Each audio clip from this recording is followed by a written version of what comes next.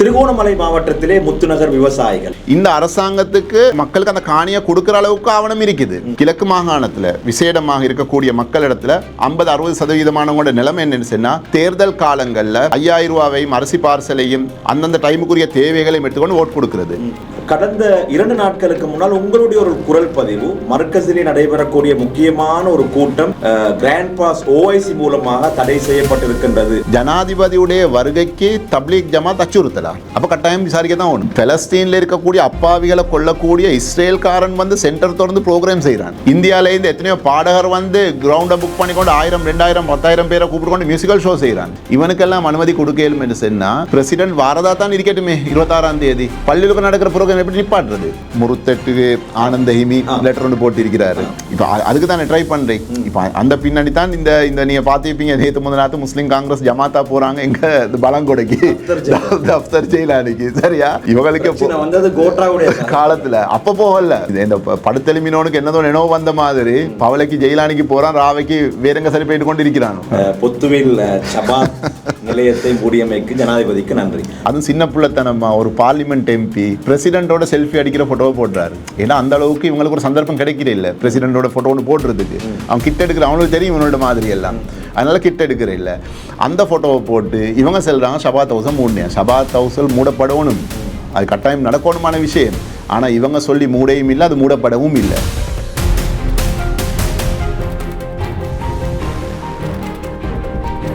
அஸ்ஸலாமு அலைக்கும் வரஹ்மத்துல்லாஹி வபரகாத்துஹு. உங்கள் அனைவர் மீதும் சாந்தியும் சமாதானமும் என்றென்றும் உண்டாவதாக என்ற பிரார்த்தனையோடு ஷார்ட் நியூஸ் வழங்கும் ஷார்ட் டாக் நிகழ்ச்சியில் மீண்டும் ஒரு முறை உங்கள் அனைவரையும் சந்திப்பதில் மகிழ்ச்சி அடைகிறேன். இன்றைய நிகழ்ச்சியிலே சமகால முக்கியமான பேசு பொருளாக மாறி இருக்கக்கூடிய பல முக்கியமான விடயங்களை கலந்துரையாட நாங்கள் தயாராக இருக்கின்றோம். இந்த நிகழ்ச்சிக்காக வேண்டி மிக முக்கியமான ஒரு அரசியல் ஆளுமையை வரவழைத்திருக்கின்றோம். ஐக்கிய சமாதான கூட்டமைப்பின் தவிசாளர் சகோதரர் INM மிஃப்லான் அவர்கள் இன்றைய நாளிலே எங்களுடைய நிகழ்ச்சியின் அதிதியாக வருகை தந்திருக்கின்றார்கள். குறிப்பாக முத்துநகர் விவகாரம், பொத்துவில் சபாத் ஹவுஸ் விவகாரம், அதே போன்று கொழும்பு கிராண்ட் பாஸ் மர்கஸுடைய விவகாரம், தாதிமாருடைய ஆடை சம்பந்தமான விவகாரம் இன்றைய நாளிலே மிக பிரதானமான பேசு பொருள்களாக மாறியிருக்கின்றன. இந்த 4 தலைப்புகளிலும், இந்த 4 விடயங்களிலும் நேரடியாக சம்பந்தப்பட்டு பல கருத்துக்களை வெளியிட்டு வரக்கூடியவர் தான் சகோதரர் INM மிஃப்லான் அவர்கள். நிகழ்ச்சிக்குள் அவர்களை சலாம் கூறி அன்போடு வரவேற்றுக் கொள்கிறேன். அஸ்ஸலாமு அலைக்கும் வரஹ்மத்துல்லாஹி வபரகாத்துஹு. வலைக்கும் ஸலாம் வரஹ்மத்துல்லாஹி வபரகாத்துஹு. இன்றைய நாளிலே உங்களை அழைத்ததற்கான நோக்கம் முத்துநகர் விவகாரத்தை பேசுவதற்கு. அங்கே இருக்கக்கூடிய மக்கள் தொடர்ச்சியாக 42 நாட்கள் சத்தியாகிரக போராட்டத்தில் ஈடுபட்டிருக்கின்றார்கள். அவர்களுடைய பிரச்சனையை நீங்கள் நேரடியாக களத்திற்கே விஜயம் செய்து பார்த்துவிட்டு வந்தீர்கள். எனவே அதை பற்றி பேசுவோம் என்றுதான் நான் உங்களை அழைத்தது. ஆனால் அதற்கிடையே அண்மைய நாட்களிலே இன்னும் பல பிரச்சனைகள் பேசு பொருளாக மாறி இருக்கின்றன. எனவே முழுமையாக நாங்கள் பேசுவதற்கு முயற்சிப்போம். முதலில் சொல்லுங்கள், திருகோணமலை மாவட்டத்திலே முத்துநகர் விவசாயிகள் அவர்களுடைய மிகப்பெரிய ஒரு வரப்பிரசாதம் இல்லாமல் ஆகி இருக்கின்றன. அவர்கள் தினமும் கஷ்டத்தோடும் கவலையோடும் சத்தியாகிரக போராட்டத்திலே ஈடுபட்டு கொண்டிருக்கின்றார்கள். அவர்களுடைய பிரச்சனைகளை நீங்கள் நேரடியாக பார்த்தீர்கள், சொல்லுங்கள். நாங்கள் எங்களோட கட்சி ரீதியாக சுமார் 25 நாளைக்கு முன்னுக்கு ட்ரிங்கோ விசிட் ஒன்று பண்ணியிருந்தோம். அதில் இந்த முத்துநகர் என்று செல்லக்கூடிய இந்த மக்கள், அந்த விவசாயிகள் அந்த டைமில் நான் நினைக்கிறேன் 25-26 நாளாக ஒரு ட்ரிங்கோ டிஎஸ் ஆஃபீஸுக்கு முன்னுக்கு ஒரு போராட்டத்தில் ஈடுபட்டு கொண்டு இருக்கிறாங்க. கவலையான செய்தி என்னென்னு சொன்னால், ட்ரிங்கோ டிஸ்ட்ரிக்ட்ன்றது வந்து இலங்கையில் இருக்கக்கூடிய மாவட்டங்களில் பெருமதி என்ற விஷயம் இருக்குது. அதில் கொழும்பை விட பெருமதியான இடம். ஏண்டா இன்றைக்கு எங்களோட நாட்டுக்கு எதிராக செயல்படக்கூடிய வெளிநாடுகள், எங்களோட நாட்டிட விஷயத்தில் போட்டியிடக்கூடிய நாடுகள், குறிப்பாக சைனா, அமெரிக்கா, இந்தியா, இவர்களோட டாக்கெட்டும் வந்து ட்ரிங்கோ டிஸ்ட்ரிக்ட். இந்த டிஸ்ட்ரிக்டில் பெரும்பான்மை சமூகம் வந்து முஸ்லீம் சமூகம். சரியா? அப்போ அந்த டிஸ்ட்ரிக்டில் ஒவ்வொரு ஊர்லேயும் அநீதிக்கு உட்படுத்தப்பட்ட சமூகம் என்று சொன்னாலும் முஸ்லீம்கள் தான் பெரும்பான்மையாகவும் இருக்கிறாங்க. நாட்டிலே பொறுமதியான டிஸ்ட்ரிக்ட், ஆனாலும் ஒரு அநீதி இழைக்கப்பட்ட சமூகமாக இருக்கிறாங்க. அந்த அடிப்படையில் முத்துநகர் அது இன்றைக்கு வந்திருக்கிற பிரச்சனை. இதற்கு முந்தி சுமார் 60-70 வருஷமாக உங்களுக்கு தெரியும், புல்மூட்டையில் இருக்குது மினரல் சாண்ட் கார்ப்பரேஷன் இருக்குது. அதில் கோடிக்கணக்கான ரூபாக்கள், லட்சக்கணக்கான டாலர்கள் அங்கேருந்து எக்ஸ்போர்ட் பண்ணுற அந்த மணல் ஊடாக வந்து கொண்டு இருக்குது. ஆனால் அந்த டிஸ்ட்ரிக்ட் அந்த டிஸ்ட்ரிக்ட் கனியமணல் அந்த டிஸ்ட்ரிக்ட்டுக்கு வந்து அதனூடாக டெவலப்மெண்ட்டுக்காக வேண்டி ட்ரிங்கோக்கோ அல்லது புல்முட்டை மக்களுக்கோ எந்தவித பங்கும் கொடுக்கப்படுறது இல்லை. அதற்கு அங்கால குச்சவெளியிட மீனவர்களோட பிரச்சனை, அவர்களுடைய பிரச்சனை என்னன்னு சொன்னால், அவர்கள் கடலில் ஏதாவது பிழை ஒன்று செஞ்சிட்டாங்கன்னு சொன்னால் பிடிச்சிட்டு வராங்க, போட்டையும் சீஸ் பண்ணுறாங்க, கொண்டு போன சாமந்தையும் சீஸ் பண்ணுறாங்க, ஆட்களையும் 3 மாதம் போடுறாங்க. இதுக்கு அங்கால 6 கிலோமீட்டருக்கு அங்கால கடலில் முல்லைத்தீவு டிஸ்ட்ரிக்ட். இதே தவிர அந்த ஏரியாவில் இருக்கிறவங்க செஞ்சாங்கன்னு சொன்னால் அவங்களோட சாமந்தை ரிலீஸ் பண்ணுறாங்க, அவங்களுக்கும் பேலை கொடுத்து அனுப்புகிறாங்க. அதற்கங்கால அப்படியே வந்தோம்னா மார்பிள் பீச், எல்லா டூரிஸ்டும் போகக்கூடிய ஒரு அழகான இடம். அதனுடைய வருமானம் யாருக்கு போகுதுன்னு கேட்டால் அது அந்த ஊர் மக்களுக்கு போகிறது இல்லை. அது ஏர்ஃபோர்ஸோட கண்ட்ரோலில் இருக்குது. இப்போ கிண்ணியாவுடைய பிரச்சனை தொடர்ந்து உங்களுக்கு தெரியும். அந்த டிஸ்ட்ரிக்டில் 2 பேர் 3 பேர்னு முஸ்லீம்கள் எம்பி மாதிரி இருப்பாங்க, டிப்யூட்டி மினிஸ்டர் கிடைச்சி கொண்டிருக்கும். இதுதான் வளமை. அதுலேயும் விசேடமாக அந்த டிஸ்ட்ரிக்டில் கூட கடந்த 25 வருஷமாக யுத்தத்துக்கு பிறகு 2009ஆம் ஆண்டு யுத்தம் முடியுது. 2010 கூட ரவுஃப் ஹக்கீம் இருக்கக்கூடிய இந்த காங்கிரஸுக்கு தான் அந்த ஊர் மக்கள் ஓட் பண்ணினாங்க, முஸ்லீம் காங்கிரஸுக்கு. அந்த அளவுக்கு இந்த மக்கள் அரசியல் ரீதியாக அவங்களோட இருந்தவங்க. இந்த முத்துநகர் பிரச்சனையை சொல்றதுக்கு முந்தைய ஏன் நான் இதை சொன்னேன்டா, இந்த முத்துநகர் மக்கள் சுமார் 40-45 வருஷமாக விவசாயம் செஞ்சு வந்தவங்க. இந்த 700-800 ஏக்கர் காணியில் பெரிய 2 குளம் இருக்குது.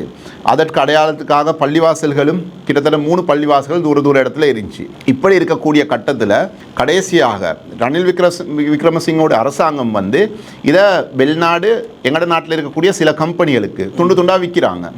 அதாவது 33 வருஷம் 99 வருஷம் என்ற லீஸ் அடிப்படையில் கொடுக்குறாங்க. கொடுத்ததுக்கு பிறகு இப்போ அந்த ப்ரொஜெக்ட வேலைகள் ஆரம்பிக்கப்பட்டிருக்குது.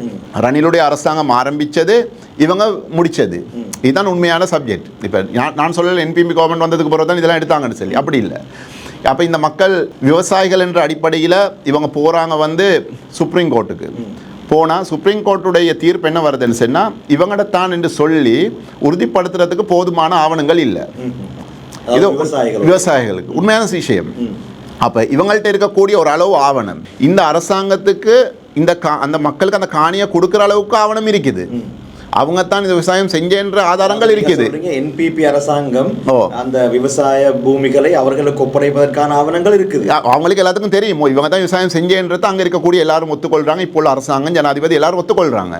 ஆனாலும் அவங்க சொல்றாங்க, இது நாங்கள் போர்ட் அத்தாரிட்டிக்குரிய காணியை இவங்களே கொடுத்து வச்சிருந்தோம், இவங்க விவசாயம் செஞ்சு கொண்டு இருந்தாங்க. இப்போ எங்களுக்கு தேவைப்படுது, நாங்கள் எடுக்கிறோம்.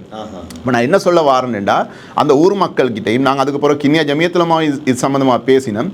அந்த ஊர் மக்களும் செஞ்ச பிழை என்னன்னு சொன்னால், அவங்களுக்கு எத்தனையோ சந்தர்ப்பம் இருந்துச்சு இந்த காணிகளை வந்து ஒரு சுப்ரீம் கோர்ட் கொண்டு போயிட்டு டாக்குமெண்ட் ஒன்று போட்டு வெளில வைக்கிற அளவுக்கு ஒரு டாக்குமெண்ட் செய்யக்கூடிய சந்தர்ப்பம் இருந்துச்சு. ரவுஃப் ஹக்கீமாங்க போர்ட் அத்தாரிட்டி மினிஸ்டராக இருக்கிற நேரம் அது செய்ய இருந்துச்சு. ஆனால் அந்த மக்கள் செய்யலை. ஏன் செய்யலைன்னு சொன்னால், கிழக்கு மாகாணத்தில் விசேடமாக இருக்கக்கூடிய மக்களிடத்தில் 50-60% நிலைமை என்னன்னு சொன்னால், தேர்தல் காலங்களில் 5000 ரூபாவையும் அரிசி பார்சலையும் அந்தந்த டைமுக்குரிய தேவைகளையும் எடுத்துக்கொண்டு ஓட்டு கொடுக்குறது. அந்த ஓட்டு எடுக்கிற புரோக்கர்மார் என்ன செய்யறது, கண்டிலேருந்து வரக்கூடியவங்க அதை கொழும்புக்கு கொண்டு வந்து விற்கிறது. அப்போ அவங்களுக்கு தேவை ஒன்று இல்லை, இந்த மக்களுக்கு இந்த காணி எடுத்து கொடுக்கணும்னு சொல்லி உண்மையாகவே இதுதான் நடந்துச்சு. எங்களால் என்ன செய்யலும் மெடிசனை இப்போ யோசனை வரும். இப்படி தான் நாங்கள் ஒவ்வொன்றையும் இழந்துட்டு இருக்கிறோம். நாங்கள் ஆரம்பத்திலையும் இது சம்பந்தமாக நிறைய பேசியிருக்கிறோம். நாங்கள் இழந்த விஷயங்கள் மாற பள்ளியாக இருக்கையிலும் தம்புள்ள பள்ளியாக இருக்கையில் நாங்கள் எழுத நிறைய விஷயங்கள் இருக்குது. நீதி அமைச்சராக இருக்கக்கூடிய காலகட்டத்தில் காசி நீதிமன்றங்களுடைய பிரச்சனையை இப்படியே எத்தனையோ சந்தர்ப்பம் இருந்துச்சு. ஆனால் இது ஒன்றையும் செய்யலை. இப்போ அந்த மக்களுக்கு நாங்கள் செய்யலுமான உதவி என்னன்னு சொன்னால், இதை சமூகமயப்படுத்தலும் நம்பர் 1. 2வது எங்களுக்கு செய்யலும், நான் அவங்கள்ட்ட வேண்டிக் கொண்டது, ட்ரிங்கோ டிஸ்ட்ரிக்டில் இருக்கிறவங்க வந்து குச்சவெளிக்காரன், கிண்ணியாக்காரன், புல்மூட்டக்காரன்றதை மறக்கணும். அங்கே பிரதேசவாதம் இருக்குது. இப்போ இந்த பிரச்சனையில் அந்த மனுஷர் மட்டும்தான் 40 நாளாக ஒரு 15 பேர் 20 பேர் வராங்க, வெள்ளனைக்கு வராங்க, அன்றைக்கி போயிட்டு கொண்டு இருக்கிறாங்க. அவங்களுக்கு ஏனியவங்களோட சப்போர்ட் உண்டு இல்லை, ஒரு சாப்பாடு ஒன்று கொண்டு போயிட்டு கொடுக்குறதுக்கு யாரும் இல்லை. இப்படியான அனாதைகளாக இருக்கிறாங்க. ஊடகங்கள் கூட நாங்கள் போயிட்டு 18-20 நாளைக்கு பிறகு தான் வந்த ஒரு செய்தி எடுத்து வெளியே போட்டாங்க. அப்போ இப்போ நாங்கள் கேட்டுக்கொள்கிறேன் என்று சொன்னால், அந்த மக்கள் இந்த பிரச்சனையை தீர்க்கிறதுக்கு ஒரே வழி எங்களுக்கு தெரிஞ்ச இதை சோஷியல் மீடியாவில் அல்ஹம்துலில்லாஹ் உலமா ஆட்கள் கொண்டு வந்து இதை வெளியே கொண்டு வாரீங்க. 2வது ஸ்டெப்பாக வெள்ளிக்கிழமை கிழக்கு மாகாணத்தில் சுமார் 100க்கும் மேற்பட்ட ஜும்மா பள்ளி இருக்குது. ஒரே நாளில் எல்லாரும் 50-100 பேர் பள்ளிக்கு வெளியே வந்து, பள்ளிக்கு வரவங்கள 10% நான் சொல்கிறேன், போர்டு பிடிச்சி இந்த விவசாயிகளுக்கு காணியை திருப்பி வழங்கு என்ற ஒரு போர்டு பிடிக்கிறது. அதுக்கு பிறகு கொழும்புக்கு வாங்க, நாங்கள் சிக்னேச்சர் கேம்பெயின் ஒன்று செய்வோம், ஜனாதிபதிக்கு இந்த பிரச்சனையை கொண்டு போவோம், நிச்சயமாக தீர்வு வரும். இதை செய்யாமல் அவங்கள மட்டும் இப்படி விட்டம் என்று சொன்னால், அவங்க 40 நாள் அல்ல 400 நாள் அங்கனைக்கு இருந்தாலும் அரசாங்கம் கண்டுகொள்ளாது. ஏன்னா அவங்க அந்த ஓரத்தில் உட்காந்துக்கிற யாருக்கும் டிஸ்டர்ப் இல்லை. அது மட்டும் இல்லாமல் இன்றைக்கு என்ன நிலைமைன்னு சொன்னால் அங்கே என்பிபியோடு இருக்கக்கூடிய அந்த பார்லிமெண்ட் எம்பி அவர் கூட பிரதி அமைச்சர்கள் கூட என்ன இடத்துல இருக்கிறாங்கன்னா, நீங்கள் இந்த பிரச்சனையை எதிர்கட்சியில் கொண்டு போகிறீங்க, நீங்கள் ஏன் வசந்த முதலிகை கிட்ட சொன்னீங்க, நீங்கள் ஏன் ரிஷாட் பத்ரினை பார்லிமெண்ட்டில் பேச வச்சிங்க என்று கேட்குறாங்க. இது உண்மைக்கு ஒரு நியாயம் இல்லாத விஷயம். அந்த மக்கள் இவங்கள்ட்ட போகல, இப்போ எங்களையே கூட அவங்க கூப்பிடல, நாங்கள் பிரச்சனையை பார்த்துட்டு போனோம். அறகலையில் இருக்க வசந்த முதலிகை வந்து அவங்க பிரச்சனையை பார்த்துட்டு போகிறாங்க. எதிர்கட்சி தலைவர் எதிர்கட்சி இப்படி போயிட்டு பேசுகிறாங்க. இதை அவங்க சொல்கிறாங்க, நீங்கள் அவங்கள்ட்ட போனால் அவங்கள்ட்ட சொல்லி பிரச்சனையை தீர்த்துக்கணும். இது உண்மைக்குமே ஒரு நியாயம் இல்லாத விஷயம். அதனால் தயவு செஞ்சு கிழக்கு மாகாண முஸ்லீம்கள், ட்ரிங்கோமலை முஸ்லீம்கள், ஏனைய விவசாயிகள், இந்த நாட்டில் இருக்கக்கூடிய இந்த மக்கள் இந்த விவசாயிகளோட காணியை திருப்பி கொடுக்கறதுக்கு முன் வரணும். இந்த அடிக்கடி விஜித்த ஹேரத் அமைச்சரை சந்திக்கக்கூடிய முஸ்லீம் சிவில் சொசைட்டி அவர்கள் இந்த முத்துநகர் விவசாயிகளுடைய பிரச்சனை சம்பந்தமாக இல்லை, அது எனக்கு விளங்குது இல்லை. அந்த அந்த அந்த கூட்டத்தை யார், அந்த 15 சிவில் இந்த சமூகம் யார், அந்த தலைவர்கள் யார், நாங்கள் ஃபோட்டோவில் ஒருத்தர் 2 பேரை பார்க்குறோம். அவங்கள் வந்து யார் வந்தாலும், அந்த முந்தைய ஒரு காலம் இருந்துச்சு, யார் ஆட்சிக்கு வந்தாலும் ஹக்கீம் ரிஷாடும் மினிஸ்டர், அப்படி ஒரு காலம் ஒன்று இருந்துச்சு தானே, மாறி மாறி மாறி இருந்தாங்க. அது மாறிச்சு 2019க்கு போகிறோம். இது மாதிரியே இந்த 10-12 பேர் இருக்கிறாங்க. அவங்களுக்கு லெட்டர் ஹெட்டில் ஒரு அமைப்பு ஒன்று இருக்குது. லெட்டர் ஹெட்டில் அமைப்பு வேற ஒன்றும் இல்லை. அவங்க என்ன செய்கிறேன், யார் அரசாங்கம் கொண்டு வந்துட்டாலும் நாங்கள் இந்த அமைப்பு, நான் 40 வருஷமாக தலைவர் ஆகிக்கிறேன், 30 வருஷமாக தலைவர் ஆகிக்கிறேன், நான் தான் செக்ரட்டரி என்று ஒரு போஸ்டர் போட்டாச்சு. இனி இவங்க அவங்கள கூப்பிட்ரு, இவங்க போயிட்டு அங்கே உட்காந்து கொண்டு அவங்க கொடுக்குற இந்த ஷோ டிசைன் டீயும் குடிச்சு போட்டு ஃபேஸ்புக்கில் நியூஸில் ஒரு ஃபோட்டோவை போட்டுட்டு வராங்க. ஏன் நான் இதை செல்றேன்னு சொன்னால், நீ அண்மையில் பார்த்துருப்பீங்க, இப்போ இது வியாழக்கிழமை இந்த கடைசி கூட்டம் நடந்துச்சா இருக்கும், 22, 23ஆம் தேதி. 25ஆம் தேதி கொழும்பு கிராண்ட் பாஸ் மார்க்கஸில் நடக்கக்கூடிய ப்ரோக்ராம் நிப்பாடப்படுது. பிரதி அமைச்சரை கால் பண்ணி கேட்டால் எனக்கு செல்லலை அப்படி ஒருத்தரும்ன்றாங்க. பிரதி அமைச்சர் முனீர் முலஃபர். இப்போ நான் இந்த பிரச்சனையை சொல்கிற நேரம் இல்லை அப்படி ஒன்று நான் கேள்விப்படல, சொல்லலை எனக்கு கிராண்ட் பாஸ். அதனை பிரத்யேகமாக பேசுகிறேன். அதற்கு முன்னால் இந்த முத்துநகர் விவசாயிகளுடைய பிரச்சனையை ஒரு முஸ்லிம் பிரச்சனையாக பார்க்காமல் விவசாயிகள் நிச்சயமா அனைவரும் ஒன்று சேர்ந்து இந்த முத்துநகர் விவசாயிகளுக்கு எங்களுடைய ஒத்தாசை உதவியை வழங்க முடியாது. இல்ல அதுதான் இன்னைக்கு வந்து நான் பேசுற நேரம் உண்மையா பார்த்து கொண்டிருக்கிறவங்களும் மட்டக்களப்பு மாவட்டத்திலே தமிழ் மக்களுக்கான காணி பிரச்சனைகள் வரும்போது அவர்கள் சாணக்கியமாக அவற்றை அணுகி அதற்கான தீர்வை பெற்றுக் கொள்கிறார்கள். இங்கே நீங்கள் சொல்கிறீர்கள் பெரும்பான்மையான முஸ்லிம்கள் பாதிக்கப்பட்டிருக்கிறார்கள், ஆனால் அனாதையாக இருக்கிறார்களே. அதுதான் இப்ப நான் இன்னைக்கு வந்து அந்த விஷயத்தை விவசாயிகள் என்று சொல்லி ஆரம்பிக்காம முஸ்லிம்கள் ஆரம்பிச்சேன்னு சொன்னா இதே பிரச்சனை. இப்போ நான் பெரும்பான்மையை பற்றி பேசலை, சிங்கள மக்களுக்கு இப்படி இருந்தால் தீர்வு கிடைக்கும், நான் அதை பற்றி பேசலை. இதே பிரச்சனை அந்த ஏரியாவில் இருக்கக்கூடிய மற்ற தமிழ் பேசக்கூடிய இந்து சமூகத்துக்கு நடந்திருந்தால் 2 கிழமையில தீர்வு கிடைச்சிருக்கும். அப்படி தான் அவங்களோட ஒவ்வொரு பிரச்சனையும் தீர்த்தாங்க. இன்னைக்கு நாங்கள் முதலாவது விலையும் கொள்ளணும், அவருடைய கெட்டித்தனம் நாங்கள் சொல்கிறோம். இன்னைக்கு நாங்கள் முதலாவது விலையும் கொள்ளணும். எங்களுக்கு இப்போ தேவை உரிமை அரசியல் செய்கிறதா, அப்படி இல்லாட்டி அபிவிருத்தி அரசியல் செய்கிறதாண்டு. நானடா செல்வன் 4வது தான் அபிவிருத்தி அரசியல். 1, 2, 3லையும் எங்களுக்கு நாங்கள் முன்னுரிமை கொடுக்கணும் உரிமைக்கு. ஏன்னு சொன்னால் எங்களுக்கு இப்படியான பிரச்சனையை உள்நாட்டில் இருக்கக்கூடிய எங்களோட அரசியல்வாதிகள் தீர்த்து கொடுக்க ரெடியும் இல்லை. நான் சும்மா செல்வோமே, எலெக்ஷன் முடிஞ்சு ஜனாதிபதி புதிய அரசாங்கம் வந்து 14 மாதம் ஆகிட்டு, 14 மாதத்துக்கும் எங்களோட முஸ்லீம் அரசியல்வாதிகள் ஏனைய கட்சியில் இருக்கக்கூடியவங்க யார் சரி ஜனாதிபதியை போயிட்டு சந்திக்கக்கூடிய ஒரு சூழ்நிலை இருக்குதா? யாரும் சந்திக்கல. ஆனால் இதே அரசியலை தான் சுமந்திரனும் சாணக்கியனும் ஏனையவனும் செஞ்சாங்க. ஆனால் ஜனாதிபதி வந்து 2வது மாதத்தில் போயிட்டு சந்திக்கிறாங்க. ஏன்னா அளவுக்கு அதிகமாக பேசி தெரியல, கண்ணை மூடிக்கொண்டு இவங்க இருக்கிற சைடு இவன் மினிஸ்டர் ஆகணும் இருக்கான்னு கண்டதெல்லாம் பேசி தள்ளுறே. அதுக்கப்புறம் அவன்கிட்ட போத்துக்கும் போவேல. அதுக்கப்புறம் நிகழ்ச்சியெல்லாம் ஃபோட்டோ போட்டிருந்தாங்க. அது சும்மா எல்லாரும் போகிற நிகழ்ச்சியில் போயிட்டு ஃபோட்டோ ஒன்று அடிச்சு நானும் ஜனாதிபதி ப்ரோக்ராமுக்கு போனேன்னு சொல்லி அந்த ஃபோட்டோவே தவிர இவங்களுக்கு போயிட்டு சார் இப்படி ஒரு பிரச்சனை இருக்குதுன்னு சொல்லி பேசலாது. அப்போ இந்த சமூகத்தை அந்த இடத்துக்கு தள்ளினது இவங்க தான். அதனால தான் நான் சொல்கிறேன், அது ஒரு பக்கம். அப்போ ஏதாவது உதாரணத்துக்கு இப்போ இந்த நாட்டில் இருக்கக்கூடிய அந்த தமிழ் பேசக்கூடிய சமூகத்துக்கு ஒரு சின்ன பிரச்சனை ஒன்று வந்தால் உள்நாட்டு அரசியல்வாதிகள், அப்படி இல்லாத செகண்ட் ஸ்டெப்பாக தமிழ்நாட்டு சீஃப் மினிஸ்டர். ஆரம்பத்துலேருந்து அப்படி தான் இருக்குது. கருணாநிதியாக இருக்கட்டும், ஜெயலலிதா அம்மாவாக இருக்கட்டும், இப்போ இருக்கக்கூடிய ஸ்டாலினாக இருக்கட்டும். என்ன சார் பிரச்சனைனா, இங்கே முடியலையா அங்கே கோல் போ, அங்கேருந்து வரும் இதை செஞ்சு கொடுக்க தோறேன்னு சொல்லி கேட்காட்டி அவன் டில்லிக்கு அடிப்பான். இந்த செட்டப்பில் தான் இருக்குது. அப்போ இந்த இருக்கிற சமூகத்துக்கு எத்தனை இந்து நாடு இருக்குது? 1, 2 கிட்ட இருக்குது. எங்களுக்கு எத்தனை இருக்குது? பேச்சில் அப்படி தானே இருக்குது. 56 இஸ்லாமிய நாடுகள் இருக்குது. அப்போ ஏதாவது பிரச்சனை உண்டு யார் சரி டக்குன்னு போயிட்டு Saudi எம்பசியில் Selli, Turkey எம்பசியில் Selli, குவைட்டில் Selli செய்யலுமா? National டே வந்தால் துண்டை போட்டுக்கொண்டு கேட்க வெட்டிட்டு வரையிலும் ஃபோட்டோவை போட்டுட்டு இப்படி ஒரு பிரச்சனையை நீங்கள் இவ்வளோ ஜாப் கொடுக்குறீங்க, இவ்வளோ ஹெல்ப் பண்ணுறீங்க, இவ்வளோ பாலம் கட்டி கொடுத்துறீங்க சார், இப்படி ஒன்று இருக்குது கொஞ்சம் சொல்லுங்கள், நாங்கள் சார் நான் செய்கிறேன், அப்படி ஒன்று எங்கே சார் நடந்திருக்குதா? நடந்தும் இல்லை, நாங்கள் கேள்விப்பட்டதும் இல்லை, அப்படி ஒன்று செய்ய போகிறதும் இல்லை. ஏனென்றால் எங்களோட அரசியல் அந்த இடத்துல தான் இருக்குது. எனவே முத்துநகர் விவசாயிகள், அவர்கள் ஏழைகள், அவர்கள் காலாகாலமாக விவசாயம் செய்து வந்த அவர்களுடைய விவசாய பூமிகள் இப்போது கைப்பற்றப்பட்டிருக்கின்றன. அவைகள் அவர்களிடத்திலே மீண்டும் கொடுக்கப்பட வேண்டும். அவர்களுக்கான ஆதரவினை வழங்க வேண்டும். யார் யாரோடு பேசி இந்த பிரச்சனைக்கான தீர்வை பெற்றுக் கொடுக்க முடியுமோ அவர்கள் அனைவரும் இந்த மக்களுக்காக வேண்டி முன்வாருங்கள் என்ற தாழ்மையான வேண்டுகோளை மாத்திரம்தான் எம்மால் விடுக்க முடியும். எதிர்வரக்கூடிய நாட்களில் நாங்கள் முத்துநகர் விவசாயிகளுடைய பிரச்சனைகள் சம்பந்தமான ஒரு கள விஜயத்தை மேற்கொள்ள தயாராக இருக்கணும் என்பதையும் ஞாபகப்படுத்திக் கொள்கிறேன். அடுத்ததாக சொல்லுங்கள், கடந்த 2 நாட்களுக்கு முன்னால் உங்களுடைய ஒரு குரல் பதிவு சமூக வலைத்தளங்களிலே வைரலாகின்றன.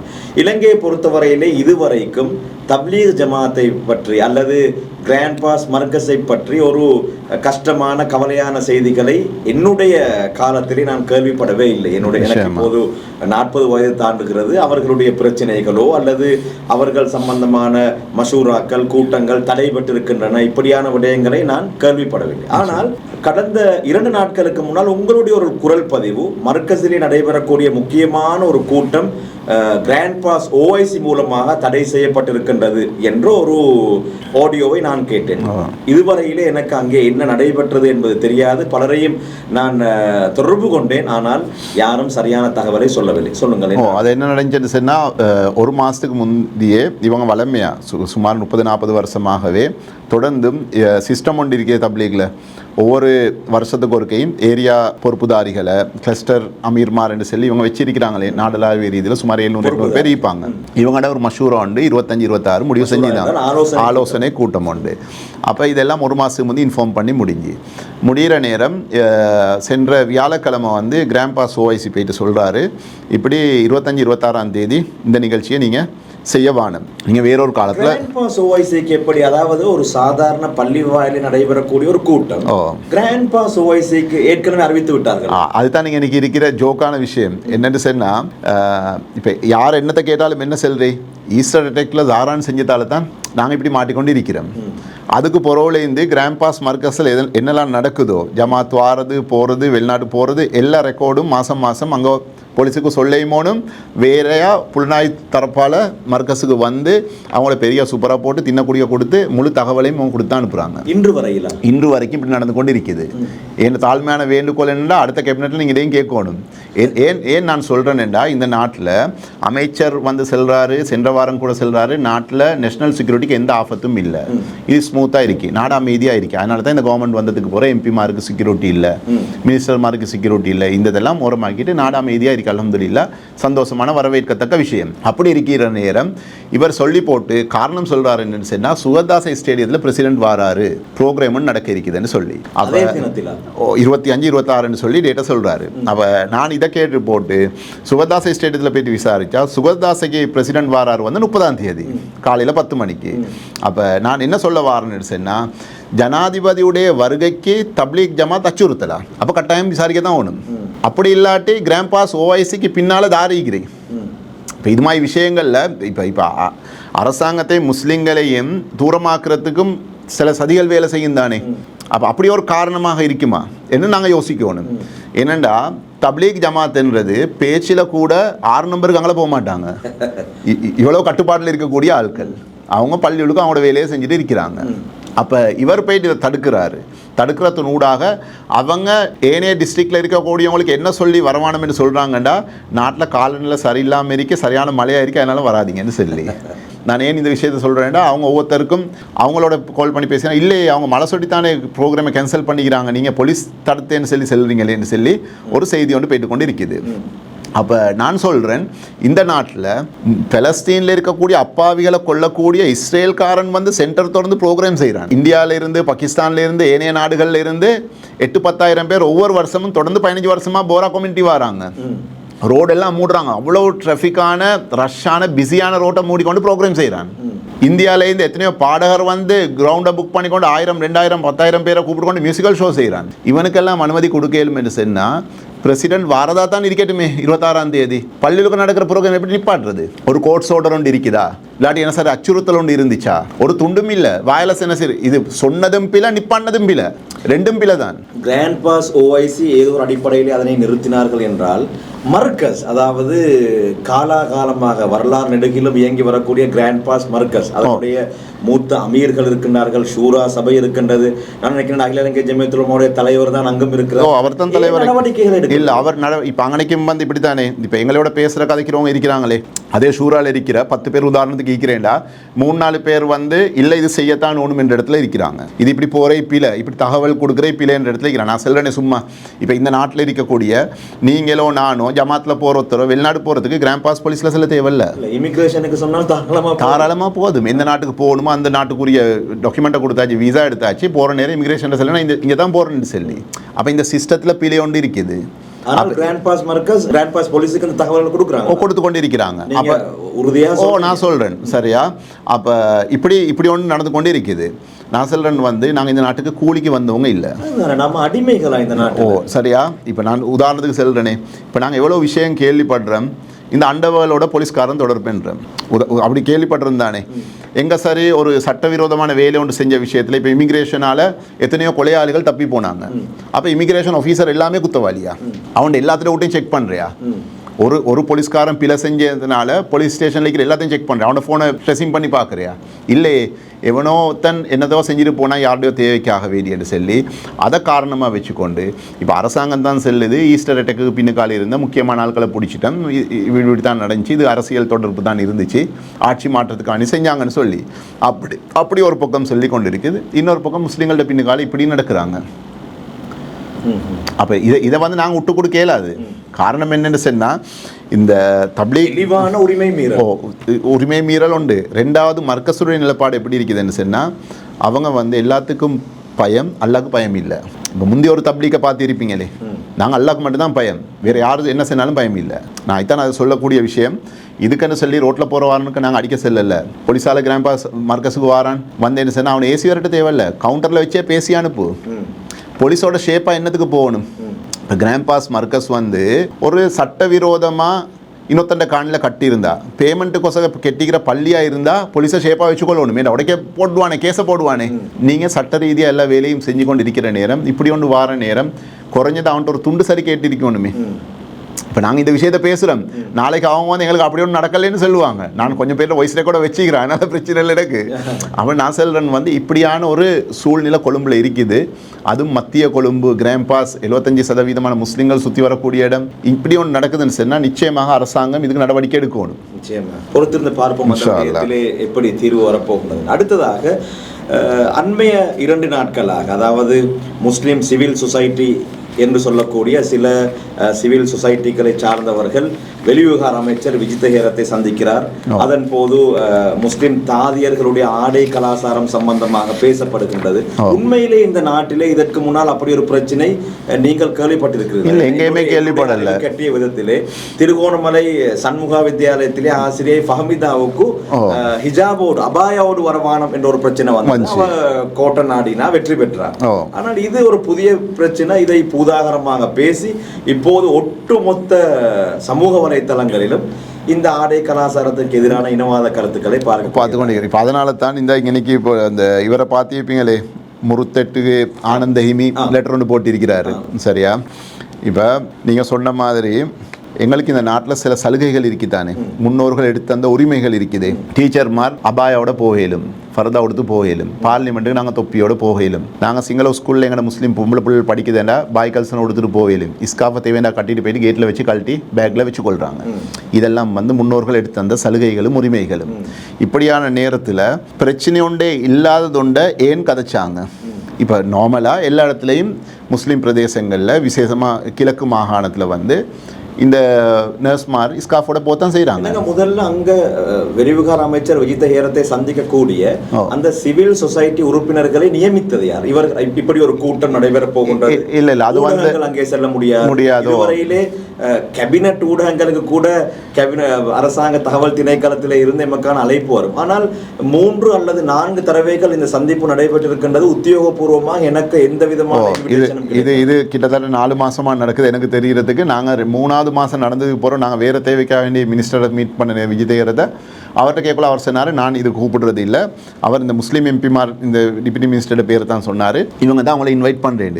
நான் நினைக்கிறேன் என்ன சொன்னால் இவங்க முஸ்லீம் சமூகத்துக்கு ஒரு படம் ஒன்று காட்டுறதுக்கு விரும்புகிறாங்க. நாங்கள் மாதம் மாதம் இப்படி வச்சு இந்த பிரச்சனைகளை கேட்டு தீர்வு கொடுத்து கொண்டு இருக்கிறோம். இவங்க பிரச்சனைகளை பேசி தீர்வு கொடுக்கல, இல்லாத பிரச்சனையோடு உண்டாக்குற வேலை செஞ்சு கொண்டு இருக்கிறாங்க. தேவையில்லாத சப்ஜெக்ட் ஒன்று இதை எடுத்து போட்டுக்கணும். ஏன்னா கொஞ்சம் பேருக்கு தேவையோண்டு இருக்குது.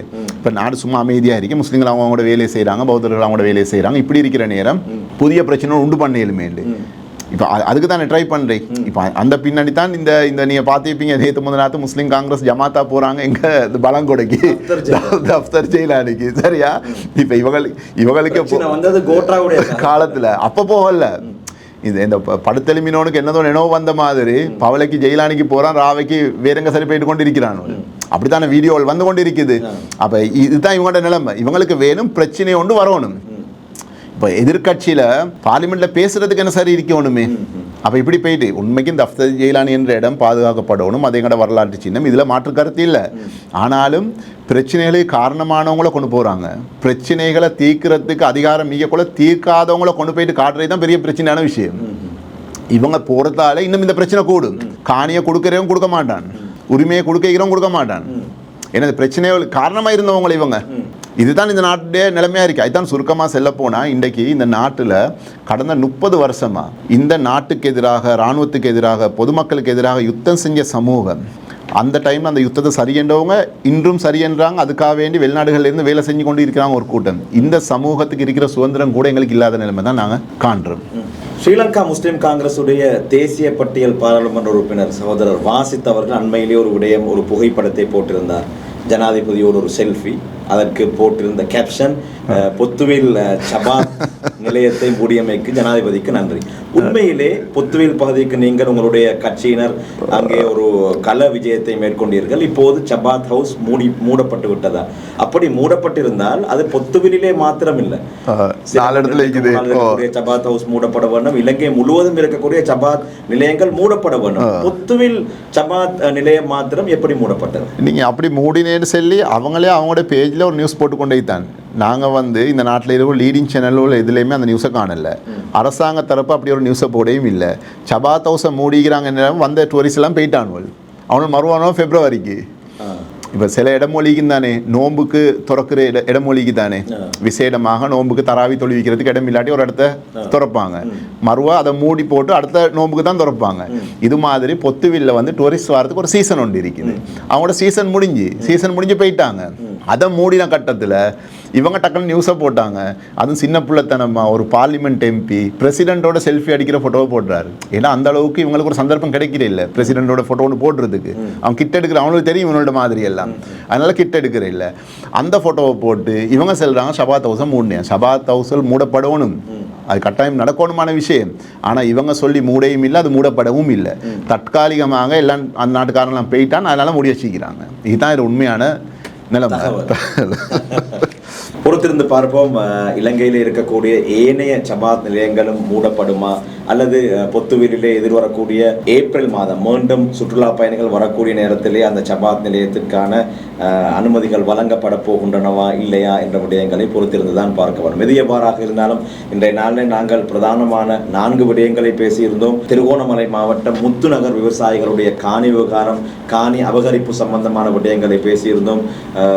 பதில் சொல்லக்கூடிய யார் யாருக்கு முடியுமோ அந்த தரப்பினர் இந்த விடயத்திலே அவதானமாக சீக்கிரமாக செயற்பட்டு அந்த மக்களுக்கான நியாயங்களை பெற்றுக் கொடுக்க வேண்டும் என்ற தாழ்மையான வேண்டுகோளை விடுத்துக்கொண்டு இன்றைய நாளில் எங்களுடைய கலையகத்திற்கு வந்து என்னுடைய எல்லா வினாக்களுக்கும் பதில் சொன்ன ஐக்கிய சமாதான கூட்டமைப்பின் தவிசாளர் சகோதரர் INM மிஃப்லால் அவர்களுக்கு நன்றிகளை தெரிவித்துக் கொள்கின்றேன். ரொம்ப நன்றி. ஜஸாக்குமுல்லாஹ் ஹைரன். உங்களுடைய ஷார்ட் நியூஸுக்கும்